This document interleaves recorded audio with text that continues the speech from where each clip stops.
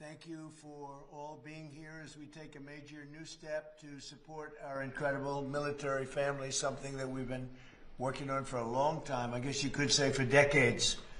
There's never been anything like this. Today, I'm signing an executive order to establish the first ever presidential military spouse commission. It'll be chaired by Jennifer Hegseth, the wife of, and highly respected wife, I may add, of Secretary of War Pete Hegseth, both here. I also want to congratulate the new executive director of the commission, Desiree.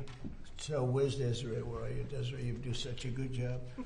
Desiree Thompson-Sale, along with new commission member Christy Mullen, wife of Secretary of Homeland Security, Secretary Mark Wayne Mullen. These are outstanding people, everyone, male and female, outstanding. The commission will also include the spouses of our wonderful service secretaries, the spouses of the Joint Chiefs of Staff, and the spouses of their senior enlisted leaders. And we have some incredible talent. And I won't tell you these spouses, I've looked at educationally and every other way, they're amazing. We're also pleased to be joined by Secretary Hegseth and the Chairman of the Joint Chiefs of Staff, General Dan Kane. Thank you very much, Dan. America cannot have the strongest military in the world without the love and devotion of our remarkable military spouses who make the extraordinary sacrifices for our country. They really are extraordinary. Many military spouses spend months separated from their loved ones while our heroes are deployed overseas.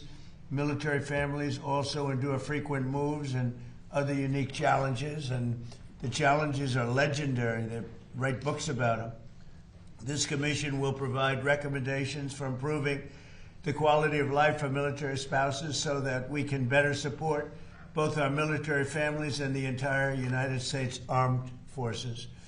The commission will develop suggestions to address particular challenges in housing, employment, healthcare, education, childcare, and just about everything else you can think of. We've never had this opportunity. We're doing it now because we've done a lot for our military. We love our military. Every day our administration is fighting to give our military families the support they dearly need and they deserve. As part of the great, big, beautiful bill, we provided hundreds of millions of dollars for military child care and improved housing on military bases. It's being built, much of it's being built right now. Last Christmas, every service member received a warrior dividend of $1,776. Think of that. I wonder where we got that number. It's actually $1,775. The number worked out to be 17. I said, if you add $1, we have 17. That was one of my genius ideas. We have 1776. But that was a great thing, and we've given it every member of our military hard-earned pay raise. We've also given the pay raise.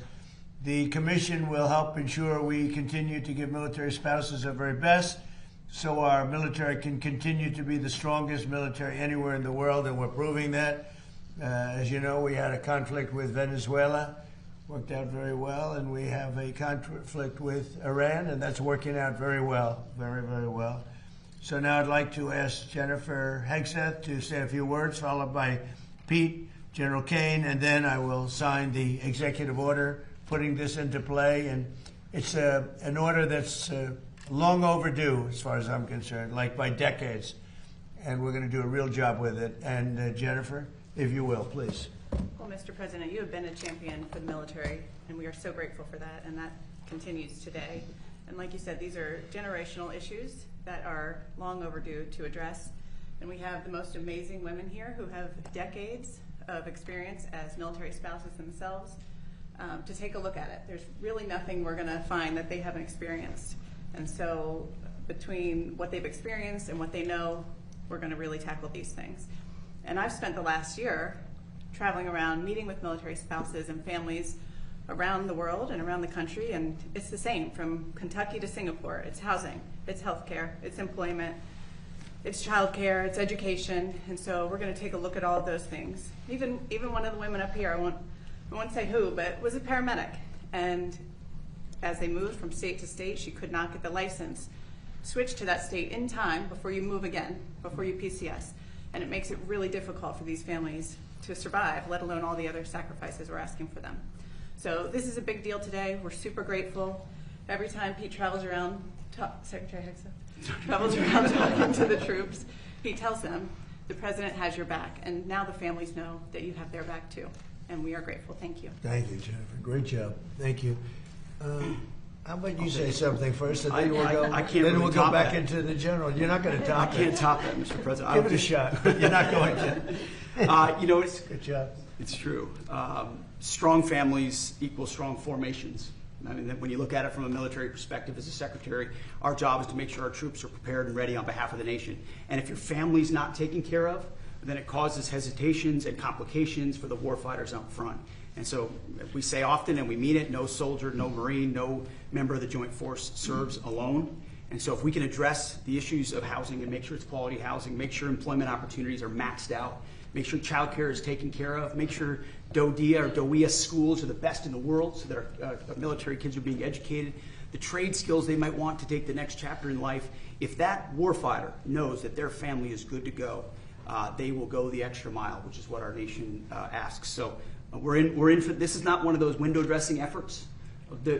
Jen's right. This entire group has mountains of experience, and they're raring to go to put it to use on behalf of the great Americans who serve our nation. And this is going to be full speed ahead to address every quality of life issue we can, which, Mr. President, you invested in the One Big Beautiful Bill. People don't know how much went into housing and into barracks and into pay. That's a down payment. And now with the $1.5 trillion, which we're working to get every dollar of, it's going to be a generational investment in barracks, in housing, in healthcare, in pay, in ways no commander-in-chief has ever done before. So, Mr. President, thank you for leading on this, and the commission's ready to go. Well, thank you very much. You're doing a fantastic job. General, please. Mr. President, Mrs. Hegseth, Secretary Hegseth, it's an honor for me to be here today at the launch of this commission. As we stand here now around the world, military service members are out doing our nation's business and ready to do what is asked of them. The foundation of American military readiness is the families, and the backstopping of all of that is the military spouses that serve behind them. Inevitably, every time somebody deploys, that refrigerator will break down, the car will break down. You think we're strong. American military spouses are 10 times stronger, and the lift that they carry is significant every single day. I want to thank this commission for the work that they're going to do to help improve military families' lives and military spouses' lives. It is a critical enabler for American warfighting capabilities. So to all of you here and all the work that went into putting this commission together, thank you. And Mr. President, we're honored to be here today. Where will they be meeting when you have meetings? Because you're going to be having a lot of meetings. Do you know where you're going to be meeting? Every Jen? month here at the White House. Oh, that's great. Yes. We can't do better than that. Can't do better than that. Use the Oval Office. Yeah. Would anybody like to say anything? Maybe Desiree, you could start, and then if you want to say anything, great time to say it. Please, Absolutely. Desiree. Well, I'll just be really short. It's a pleasure for me to serve as the executive director of this commission. I think it's a long time coming.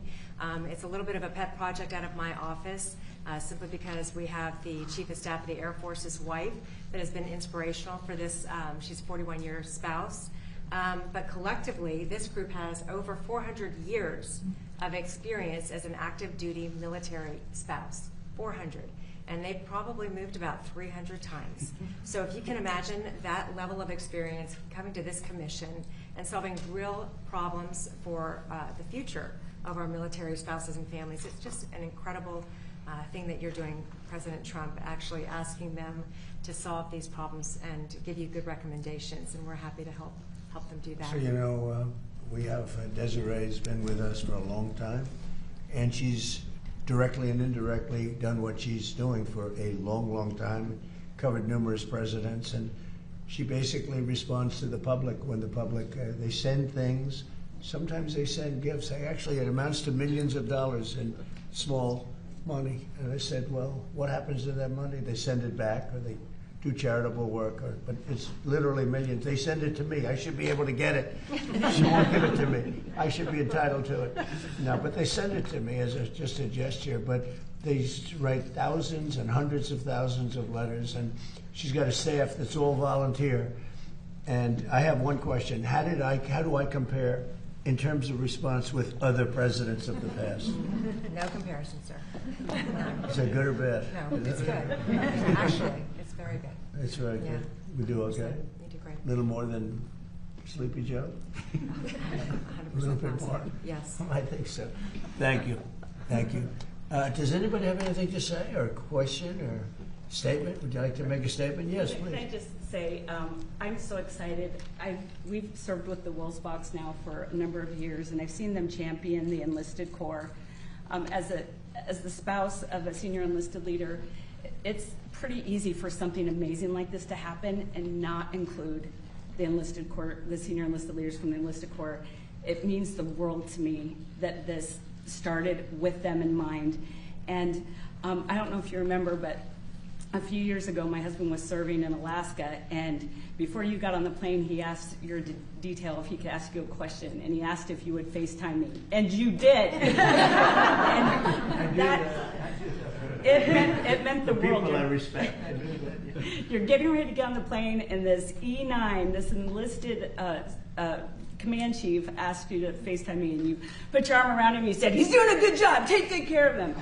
And that picture has hung in his office since, and it just means the world to me that you highlight the enlisted corps every chance you get.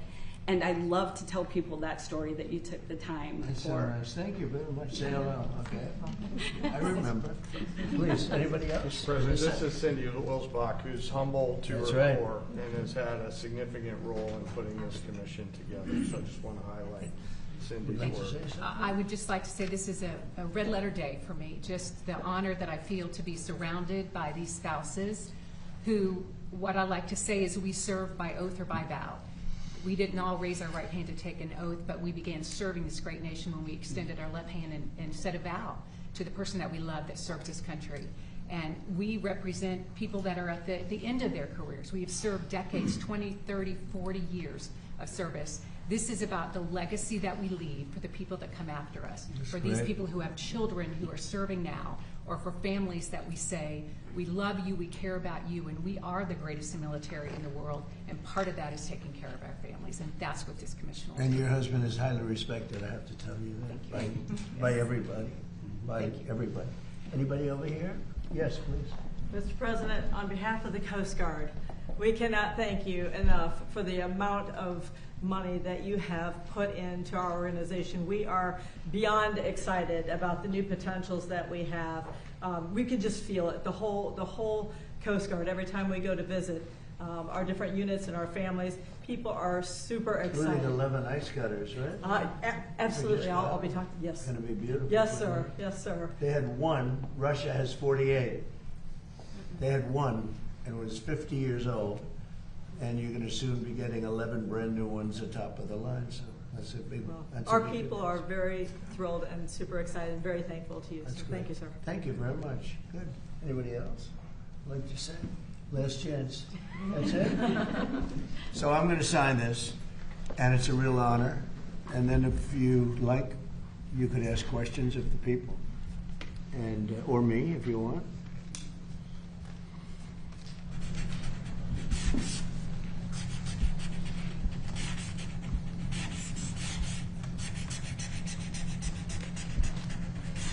Okay, that's a good one. So I wouldn't want a bad one on this time. Some are good. You know, we rate them from 6 to 10.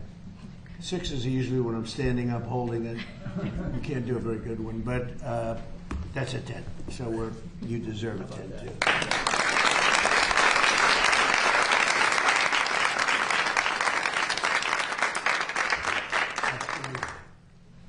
I think you should hold that, okay? Questions, please? Please. On behalf of the press corps, thank you, ladies, for what you do for our service members in this country.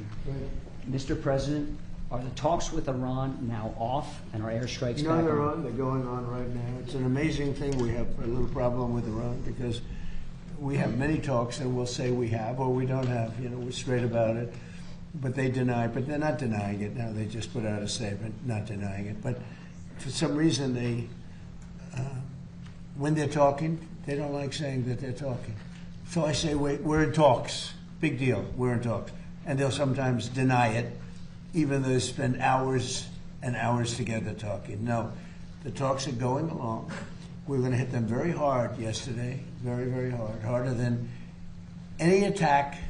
I think I can say, General, from a point of knowledge, any attack since World War II. That's pretty big. And we were set to go, and they called. And in addition, Saudi Arabia called, and UAE called, Qatar called. Got calls from numerous people.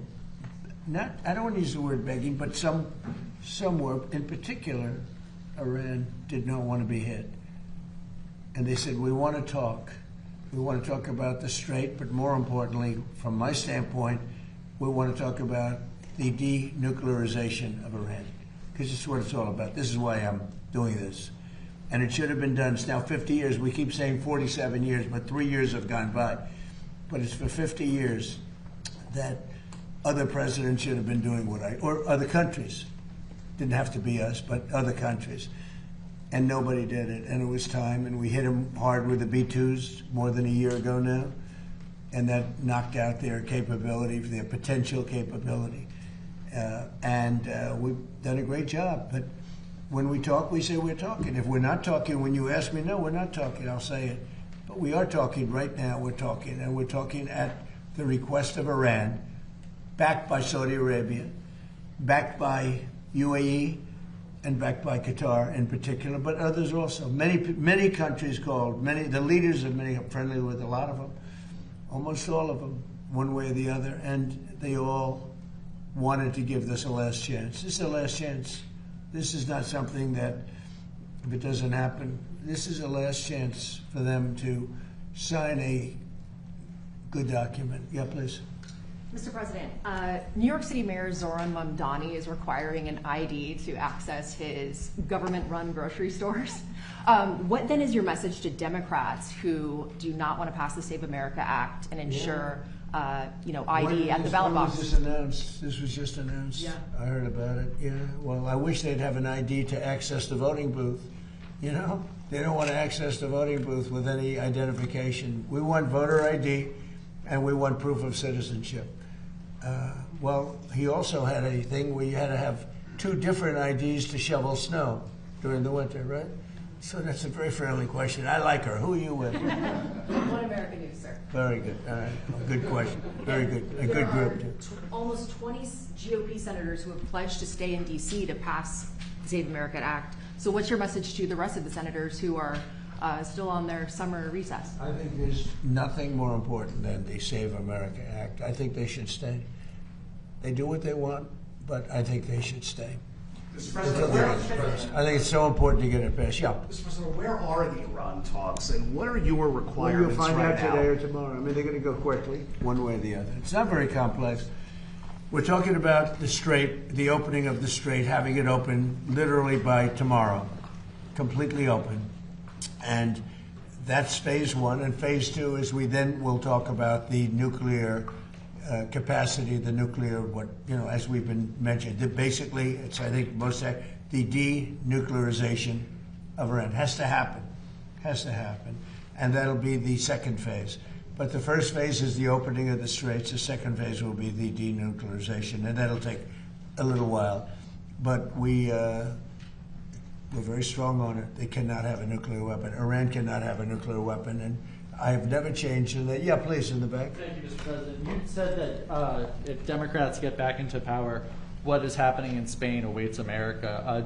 What should voters in other countries with elections coming up soon take away from what's going on in You have Spain? to be very careful with the whole socialist thing. I think in many cases it's much more than socialist. They skipped socialism. They went directly to communism. But when I saw what happened in Spain, I said, we had a version of that. You could say much worse.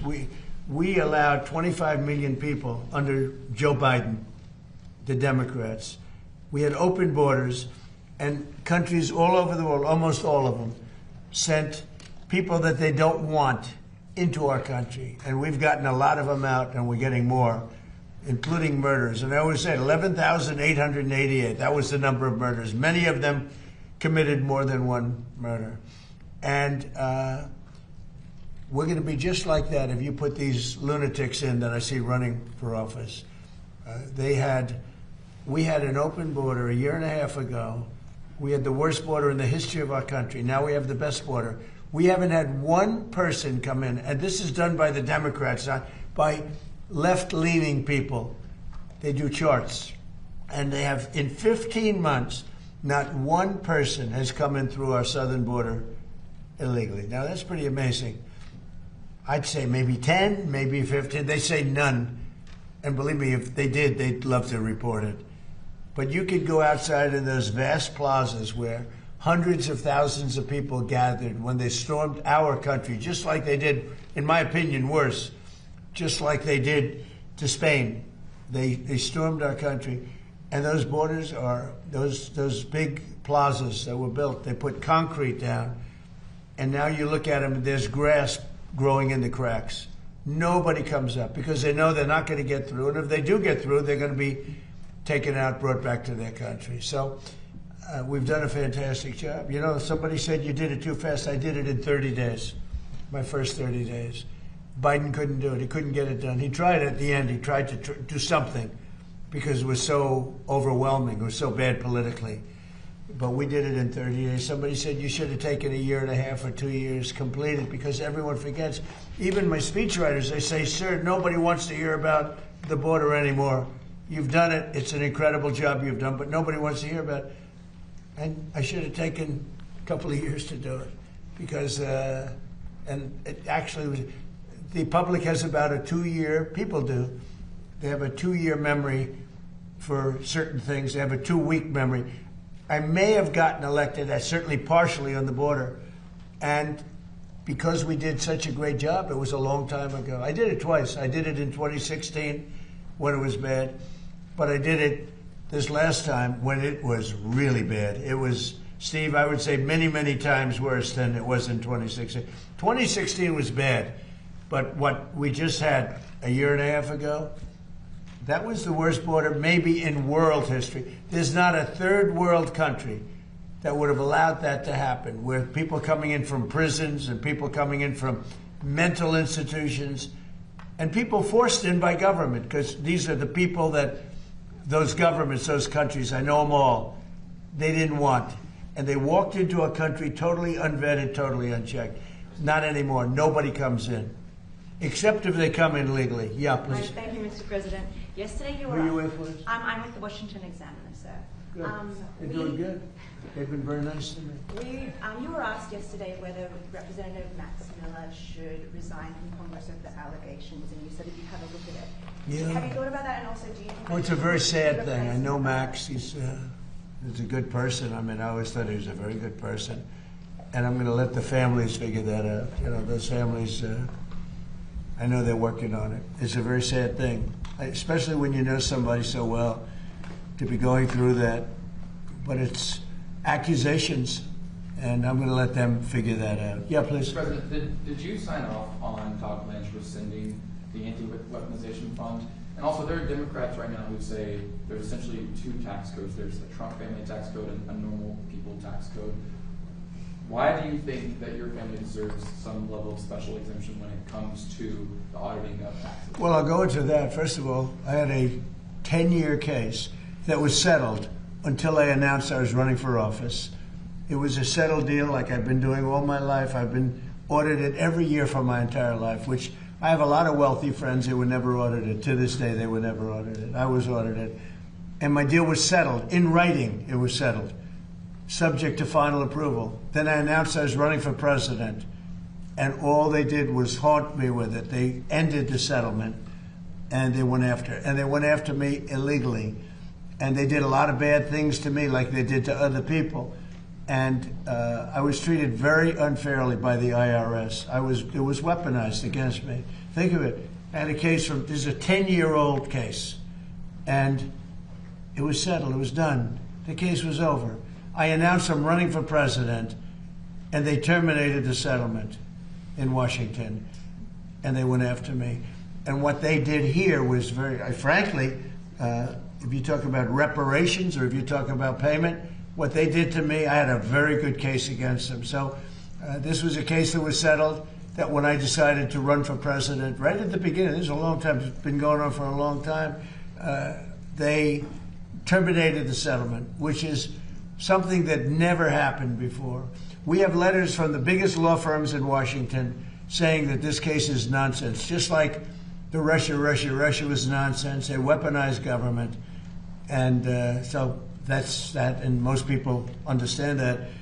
On the fund, these were people that were treated unbelievable. 22 suicides, more than that, I think. Look at Ashley. Look at so many other things that happened. These people were treated horribly, and this fund could have given them some solace. But it happens to be very popular among many quarters, and I don't participate in that fund. I was certainly treated badly. I don't participate, but I thought it would be very fair for people that spent years in prison, people that were treated so badly, for in many cases people that did absolutely nothing wrong. So I view that fund as a positive, and a lot of Republicans do too, not so many Democrats. And it's not only for that, it's for other things too. People that have been treated unfairly, that have been weaponized by a corrupt government that we had with Obama and that we had with Biden. You had a corrupt government with both of them. Mr. President, did you sign off on Todd Blanche rescinding? I didn't look at it. All I know is that Todd Blanche is great. He's going to do a great job. Everybody knows it. And I understand there's been a sign-off. But I don't know what they agreed. I think Todd Blanche agreed to reconfirm things that he's already said. And what he said was okay. Can I Please, go ahead. Are there other avenues you'd have supporters get paid potentially if it's not the anti-weaponization fund? Is there another? Who are you with? I'm with MS Now, sir. You who? MS Now. MS Now? Yes, sir. What a terrible show that is. They have the worst people on that show. Are there other avenues that you want to see people? No, there's no other avenues that I know about. Go ahead. Mr. President, on the Iran talks. MS Now. That's the failed MSDNC, right? The failed.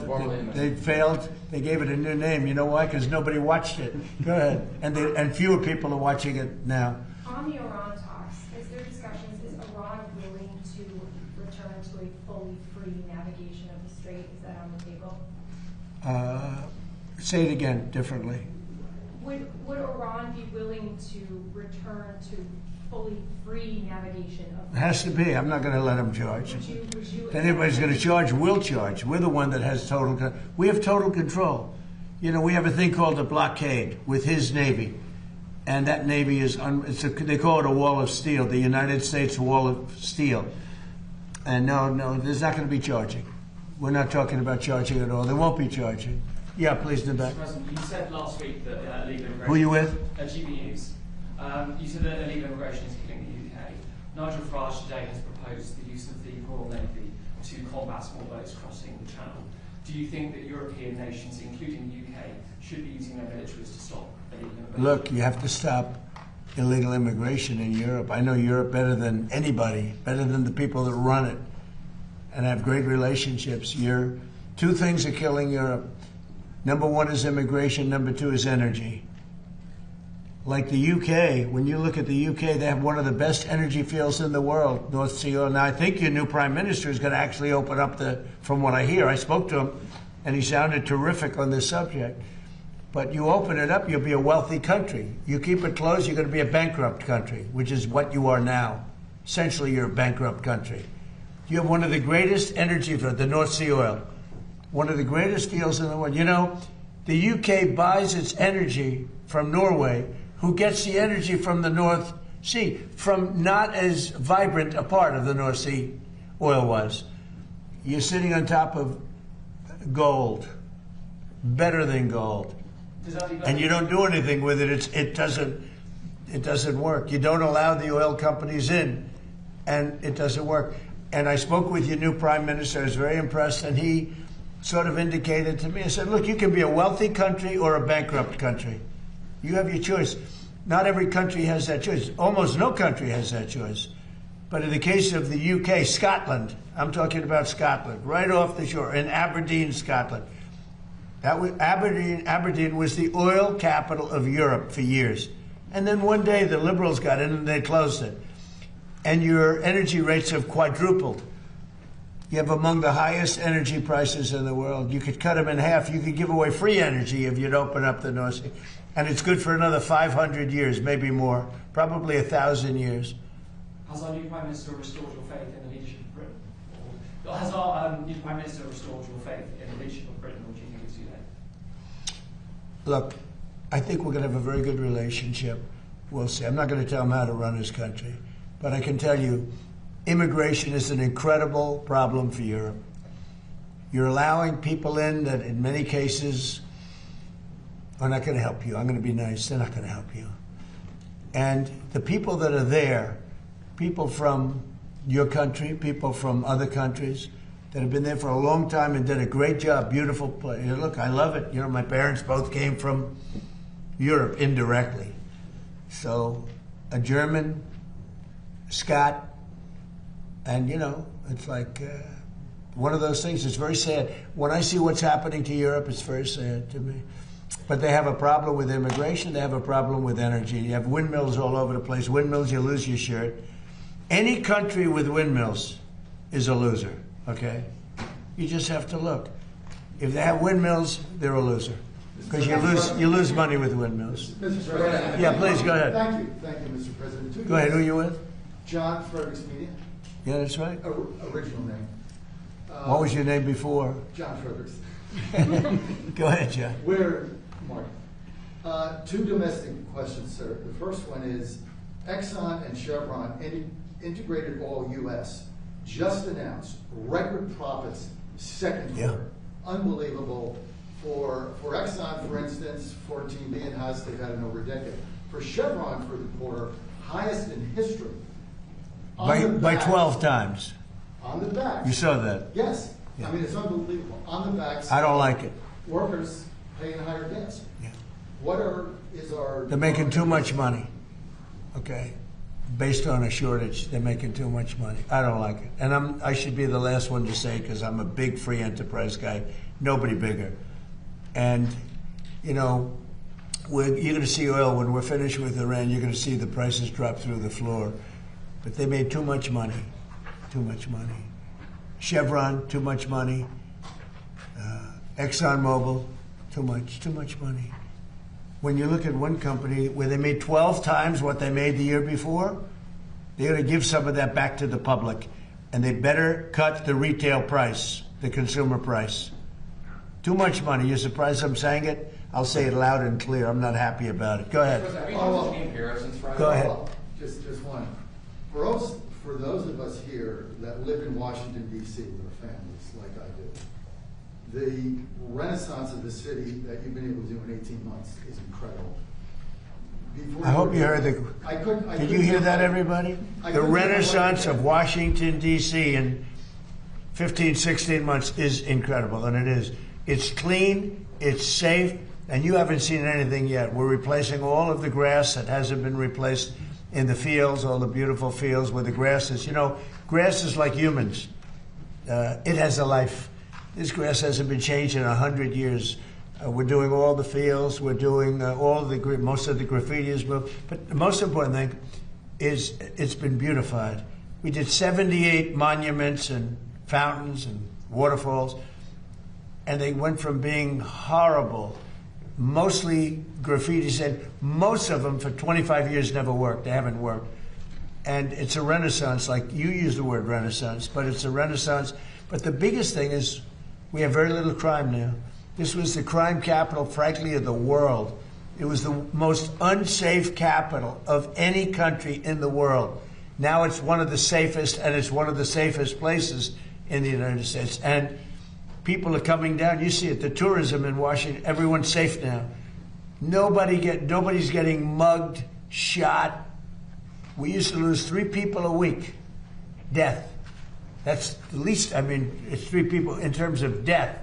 150 people a year were killed. They come down from Iowa, they come from Indiana. Mom, I'm looking at the Washington Monument. I'm looking at, and they end up getting killed. You call their parents, I'm sorry. Doesn't happen anymore. We don't have that anymore. We're rough, but we don't have that anymore. Our military has been unbelievable, and they work very well with the DC police, but our military came in, the general, people that we know so well, General, right? They don't play games, and we got the gangs out. We removed almost 5,000 people who are career criminals, who came in with Biden with the open borders, a lot of them, and they're no longer here. We sent them back to their countries. You've got to say, have you ever seen such a transformation? It's unbelievable if you live here.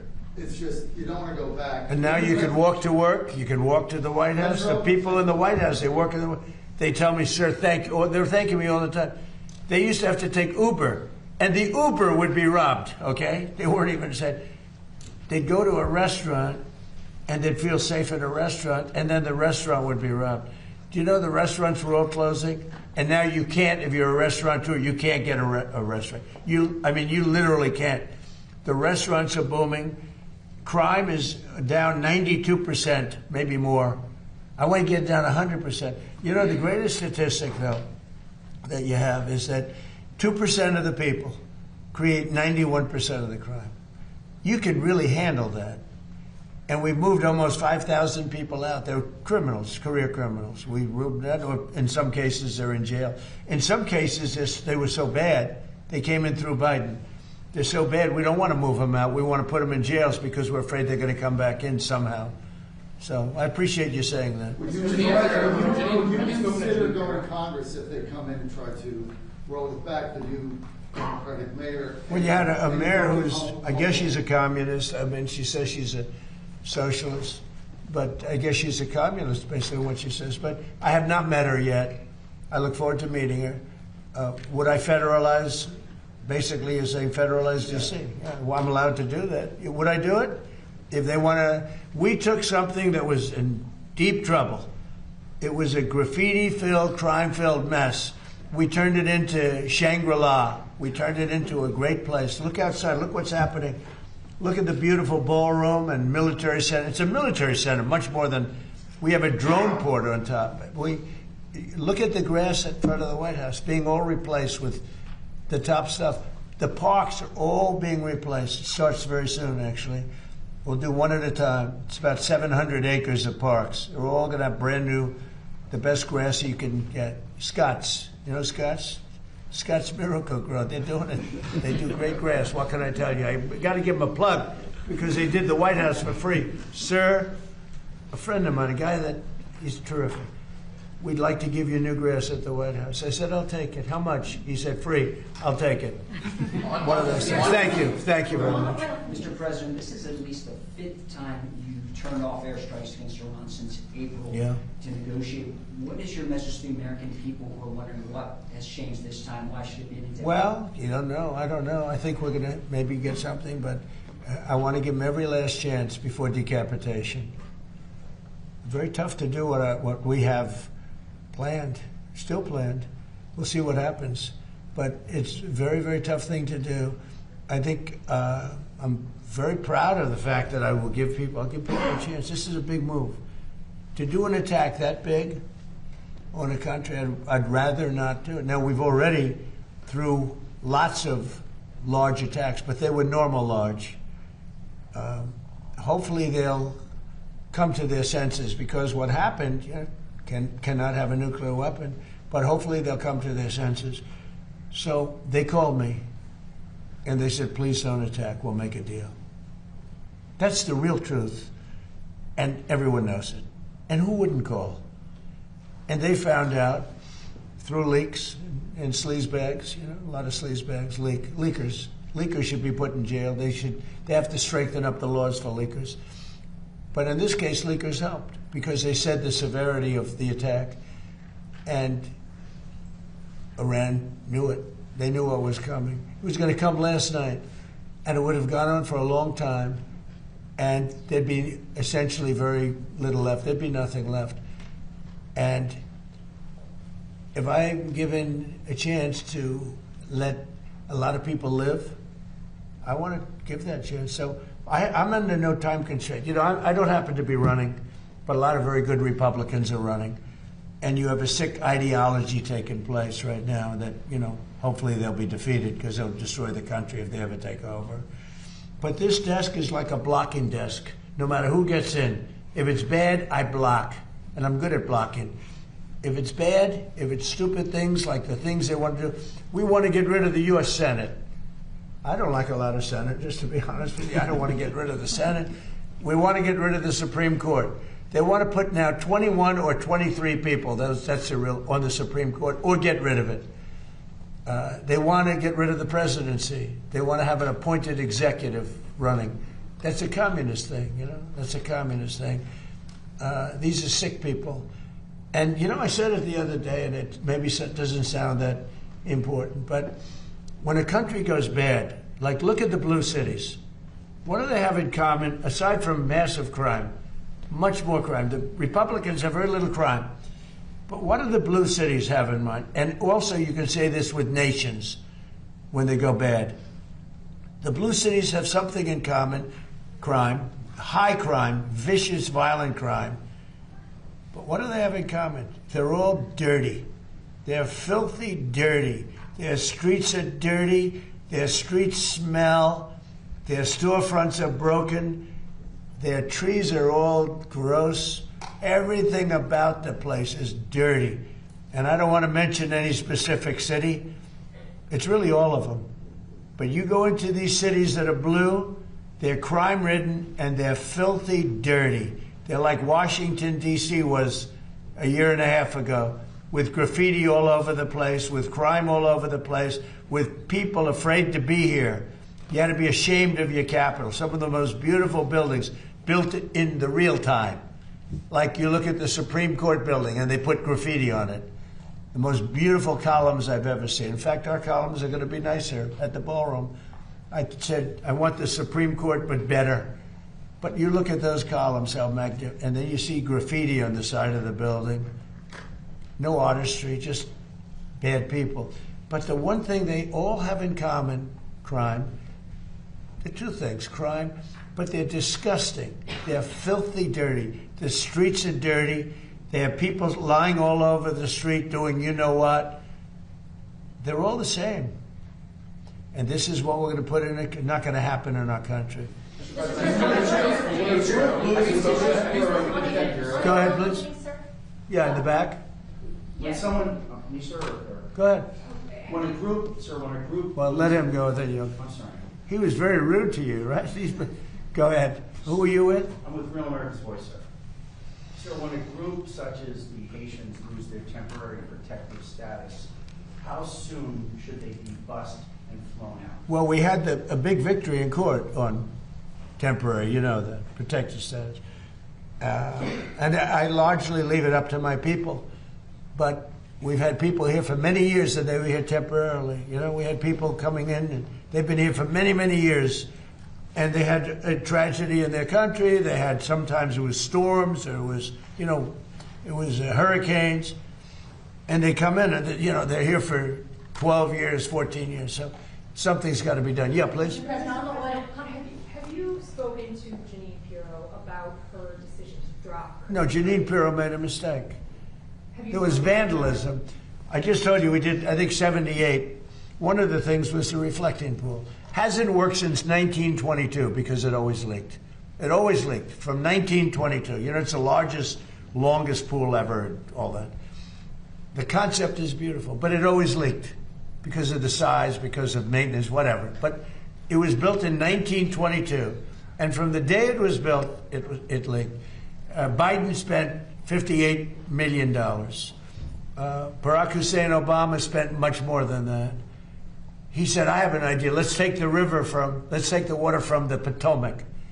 So they took the water from the Potomac, and it was putrid. It was putrid.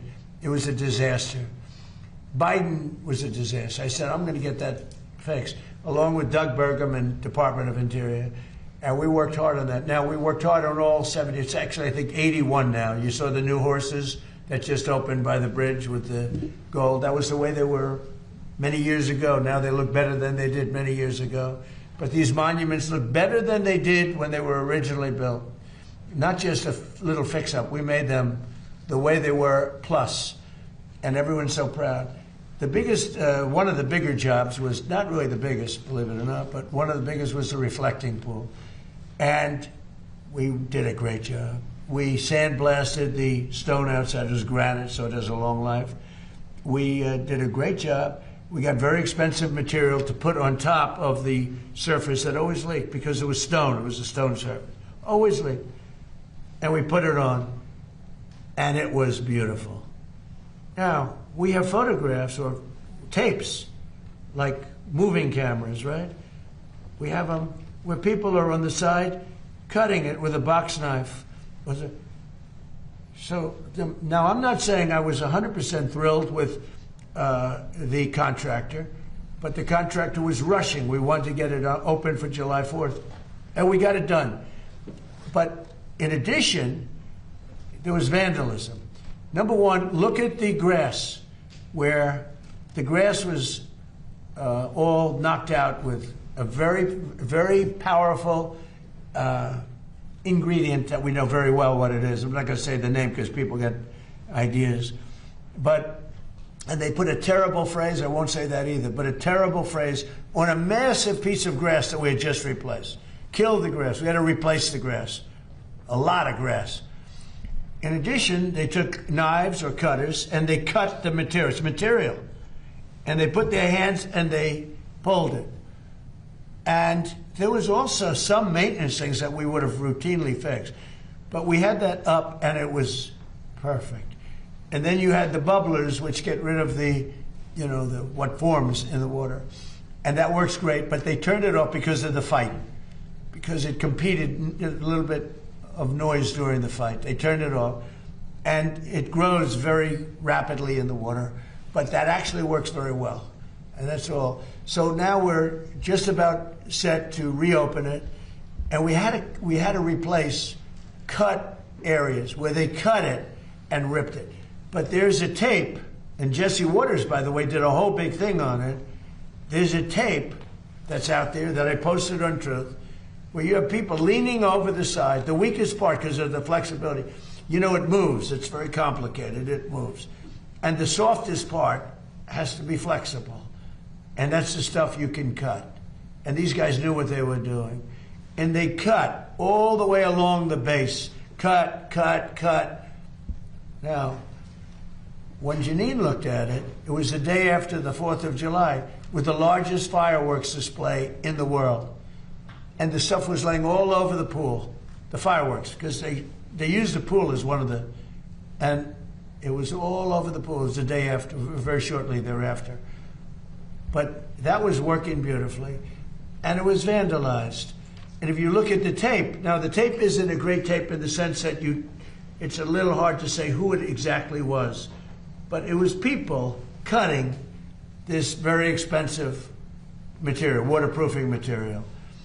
Anyway, it looked beautiful. And then they cut it, and they vandalized. And we weren't necessarily thrilled with the contractor, but they did a job, and they were fixing any problems. But then it got carried away because the judge was extremely unfriendly to Janine. And frankly, I think she choked because the judge was really vicious. Instead of going after the people that did it, the judge went after her and went after her department. And I guess she choked. I don't know what the hell happened. Are you reconsidering her role here as well? I don't know what. You're fake news. Don't ever talk again. You're fake news. One of the worst in the business. Fortunately, nobody watches you.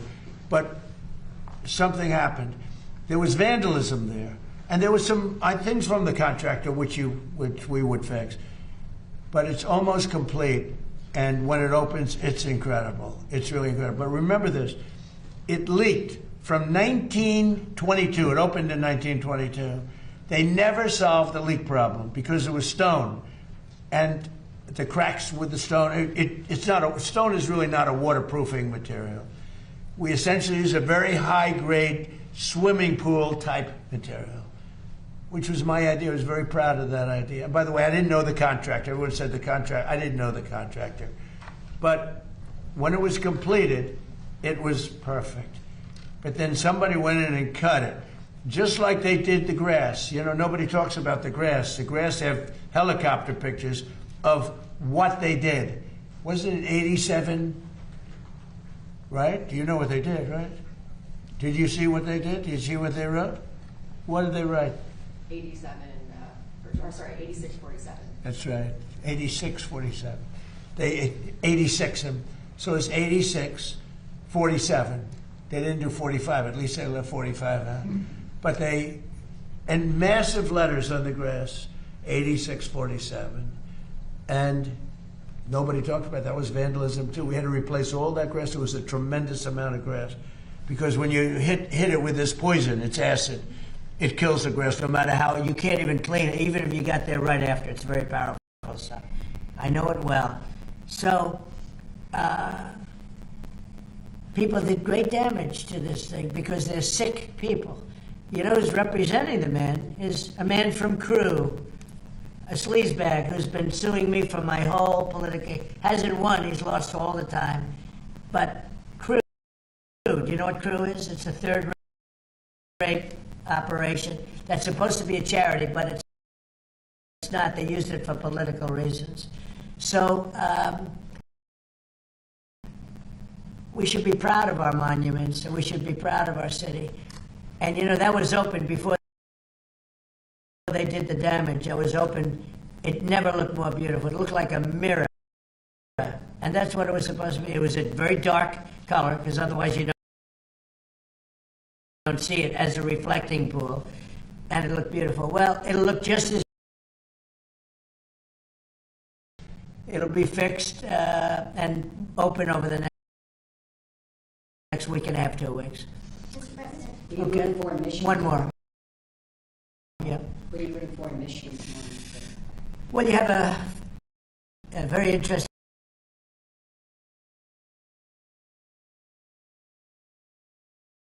Who I'm really voting for is Mike Rogers, because I think he's going to be a great senator. But you have a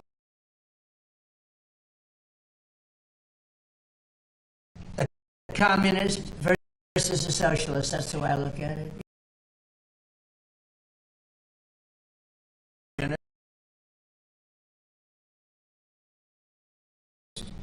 Versus a socialist.